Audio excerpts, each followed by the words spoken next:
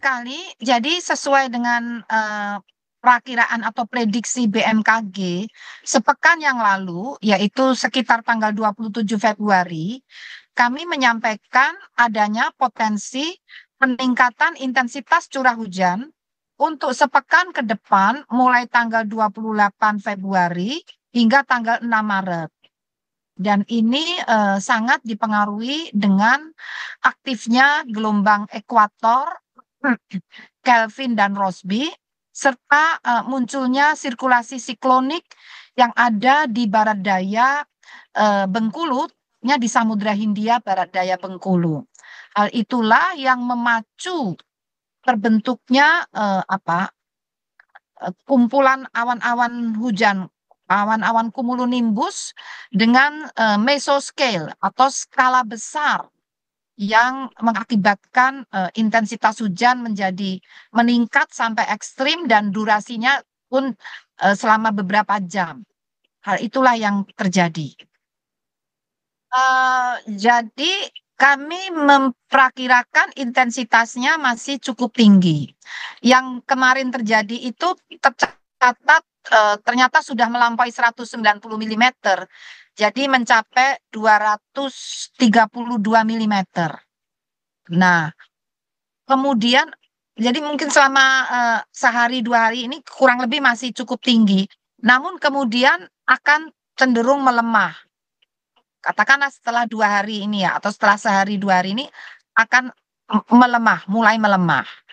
Namun setelah melemah, kami memprediksi sekitar tanggal 11 Maret itu diprediksi akan meningkat lagi. Tadi pagi sudah berkoordinasi dengan Bapak Menko PMK dan BNPB akan melakukan modifikasi cuaca bersama kami. Konsepnya yang kami lakukan adalah menurunkan awan hujan sebelum berkumpul menggumpal membentuk awan cumulonimbus yang masif. Jadi kan itu bisa dideteksi munculnya misalnya dari lautan ya. Nah, arah angin itu akan membawa awan itu misalnya ke arah atas puncak. Nah, itu di laut itu kita hadang, kita turunkan di laut sebelum mereka berkumpul menyatu di atas puncak membentuk awan cumulonimbus. Jadi konsepnya mencegah terbentuknya awan-awan itu berkumpul menebal. Itu yang dapat turun sebagai hujan yang lebat hingga ekstrim. Itu yang sedang disiapkan untuk segera dilakukan. Baik pemirsa, kembali kita akan membahas apa yang sebetulnya terjadi di kawasan Jabodetabek sehingga banjir ini meluas dan bahkan kondisinya cukup parah terlebih di kawasan Bekasi. Mas Nirwono Yoga, melihat tadi apa penjelasan yang disampaikan oleh Bu Dwi Korita, Kepala BMKG yang sudah menyampaikan mengenai ini sebenarnya sudah diprediksi dari satu pekan yang lalu. Dan masih akan ada curah hujan yang cukup tinggi sampai 11 Maret. Lalu apa kemudian Mas yang harus dilakukan? Modifikasi cuaca tadi menjadi salah satu pilihan. Yang lain lagi? Ya betul, jadi begini, catatan yang pertama ya, catatan pertama bahwa informasi dari BMKG ini kan sebenarnya menjadi masukan bagi pemerintah daerah untuk berantisipasi mitigasi bencana. Nah, hari ini terbukti bahwa banjir terjadi di daerah bantaran sungai terutama. Artinya pada tanggal 11 Maret ke depan berarti kan harus diwaspadai adalah seluruh permukiman yang ada di bantaran kali. Artinya tidak tertutup kemungkinan tidak hanya banjir di Kali Ciliwung, Pesanggaran maupun Kali Bekasi, tapi juga sungai-sungai besar yang lain juga akan ada identifikasi jika terjadi banjir juga ya, artinya dengan luapan sungai. Itu yang pertama. Kedua, BMKG menyebutkan tadi ada modifikasi cuaca ya. Modifikasi cuaca itu sebenarnya mendistribusikan intensitas hujannya ya. Artinya disebar sehingga pada saat masuk ke wilayah Jakarta dan sekitarnya curah hujannya bisa rendah. Pada titik tertentu. Betul. Artinya akan berkurang yang masuk ke Jakarta sehingga curah hujannya juga akan berkurang sehingga sumber untuk banjir juga akan berkurang. Tapi harus diingat Ini bisa dilakukan karena kebetulan wilayah Jakarta tidak sedang mengalami banjir rob, ya, sehingga modifikasi bisa dilakukan. Tapi ini tidak menyelesaikan masalah banjir loh ya, karena masalah banjir tadi ada yang perlu kita pikirkan tadi, banjir kiriman, nanti ada banjir lokal ya kalau wilayah Jakarta hujan lokalnya sendiri, dan yang ketiga tentu banjir rob ancamannya. Termasuk ini Mas, kalau gambarnya kita saksikan ini bendung Katulampa tadi ya dengan volume ketinggian, air betul. ya dengan ketinggian tertentu. Ini menunjukkan banjir kiriman dari wilayah yang lebih tinggi. Lebih tinggi. Kalau ini sebetulnya banjir kiriman ya, di mana puncak Bogor dan sekitarnya hujan deras, tapi Jakarta tidak hujan deras loh ya.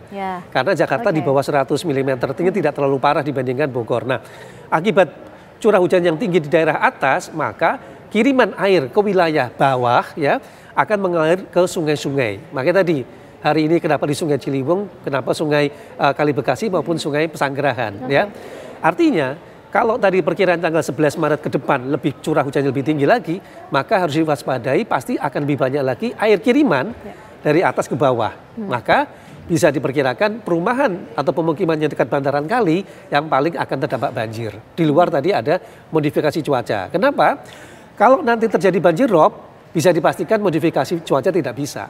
Karena ini akan memperparah banjir rob di wilayah pesisir utara. Bisa tenggelam kalau modifikasi cuaca dilakukan. Dilematis artinya Mas ketika modifikasi cuaca dilakukan. Nah ini menurut saya yang harus diwaspadai pada titik hari apa jika terjadi banjir rob, kemudian hujan di Jakarta dan sekitarnya terjadi banjir lokal ya karena hujannya deras, ditambah di daerah puncak tadi terjadi curah hujan yang ekstrim. Maka ada ancaman 3, banjir kiriman, banjir lokal dan banjir rob. Nah yang perlu kita pastikan biasanya nanti pada hari tertentu ketemu di satu hari.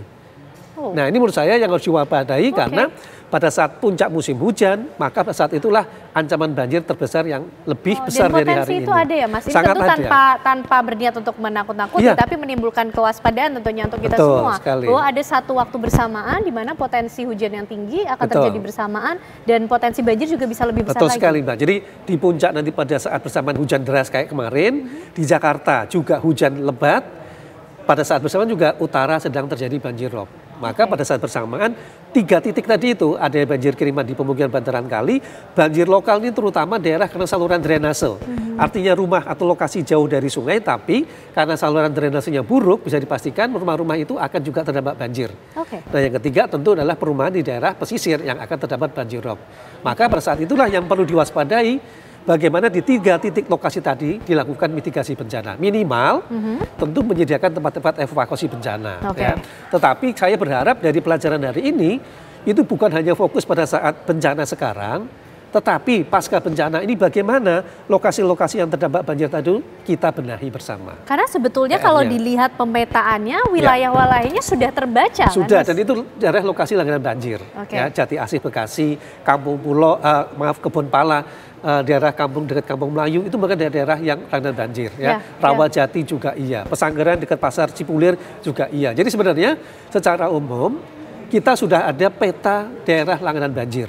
Dan sebagian besar merupakan daerah yang dekat bahkan di tepi bantaran sungai yang menjadi langganan banjir. Pertanyaannya adalah pasca banjir ini apa yang dilakukan oleh pemerintah daerah? Itu tentunya menjadi pertanyaan yang harus dijawab oleh pemerintah daerah untuk secara serius menyikapi mengenai ancaman potensi bahaya dari banjir ini. Tapi kita akan coba hadirkan pula pemirsa, kita akan lihat bersama bagaimana kondisi saat ini di depan salah satu supermarket yang ada di Bekasi, ada Hypermart di sana yang juga viral di media sosial. Kondisi banjirnya cukup tinggi di sana. Ada rekan kami Kurnia Dwi Hapsari di sana. Nia, bagaimana pantauan Anda sampai malam hari ini di sana kondisi banjir?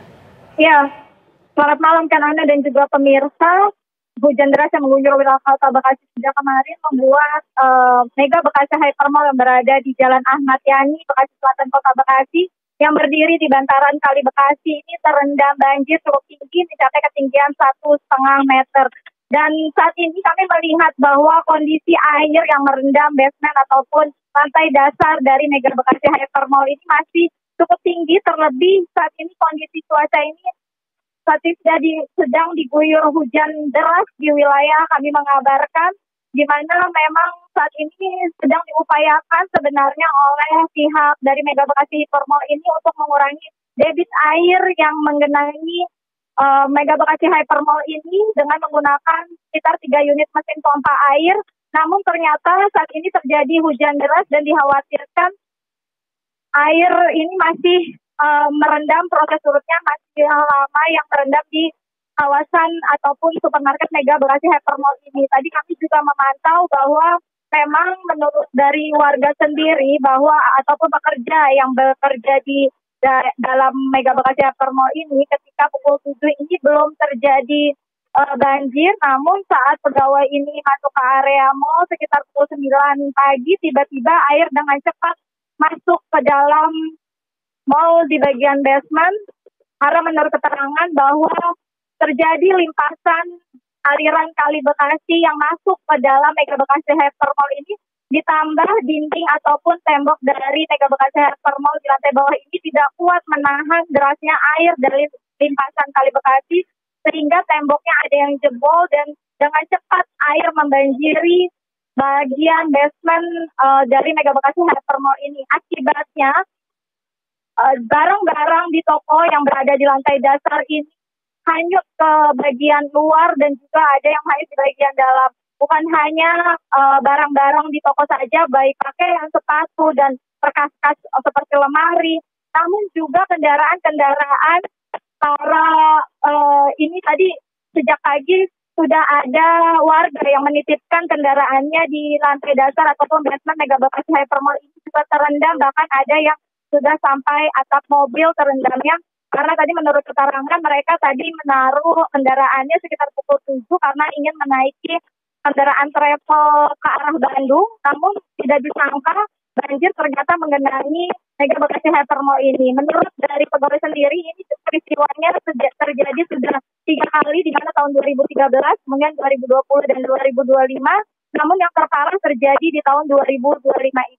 Dan operasional mall juga tutup hari ini dan kondisinya sampai dengan saat ini listrik masih padam. Demikian, Ken.